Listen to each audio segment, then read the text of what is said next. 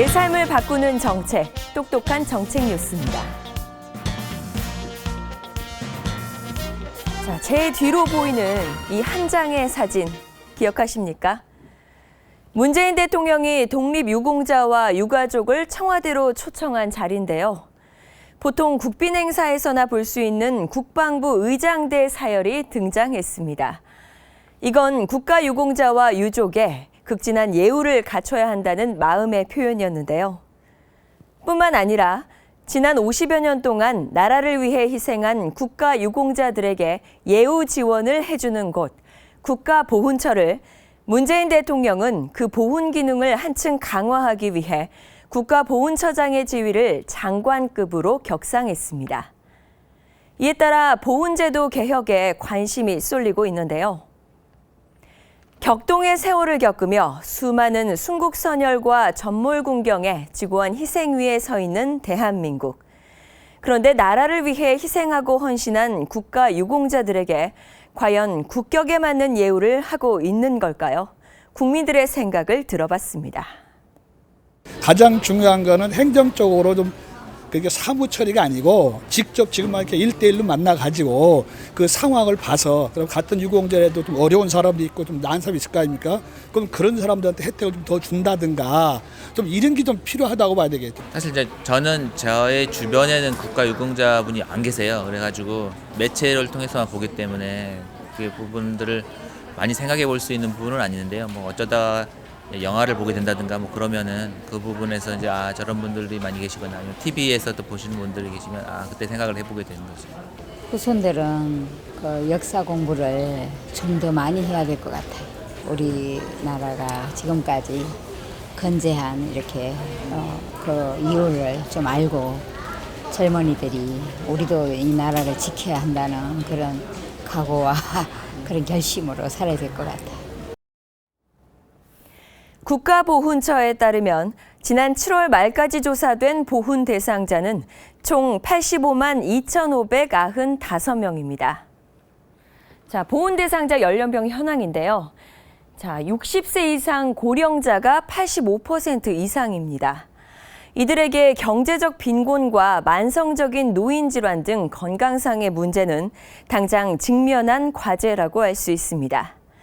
그만큼 국가유공자와 유족들에 대한 예우와 지원이 절실한데요. 그래서 정부가 나섰습니다.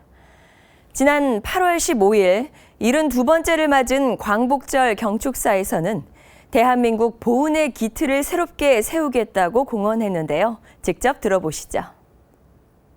독립운동가의 3대까지 예우하고 자녀와 손자녀 전원의 생활 안정을 지원해서 국가에 헌신하면 3대까지 대접받는다는 인식을 심겠습니다.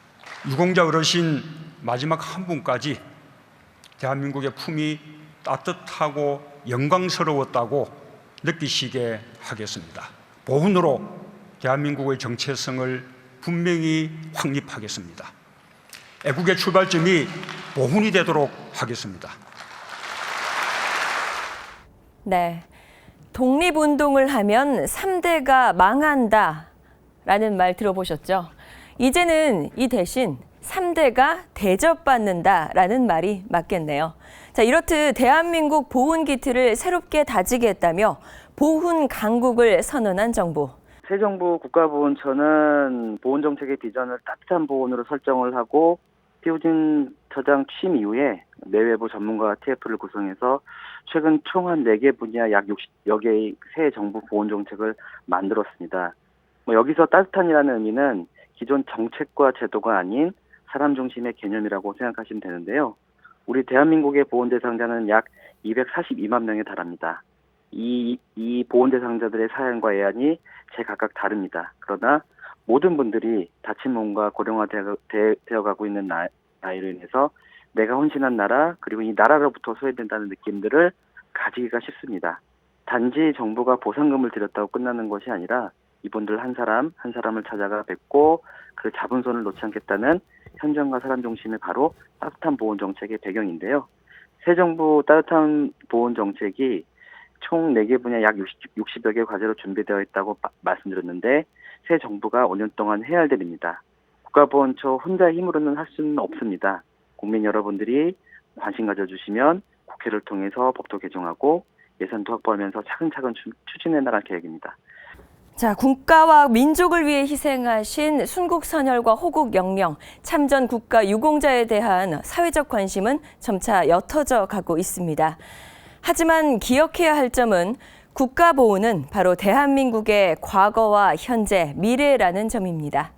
나라를 위한 희생과 헌신이 과거에만 머무르는 것이 아니라 대한민국의 현재와 미래를 만드는 귀중한 재산임을 잊지 말아야겠습니다. 지금까지 똑똑한 정책 뉴스입니다.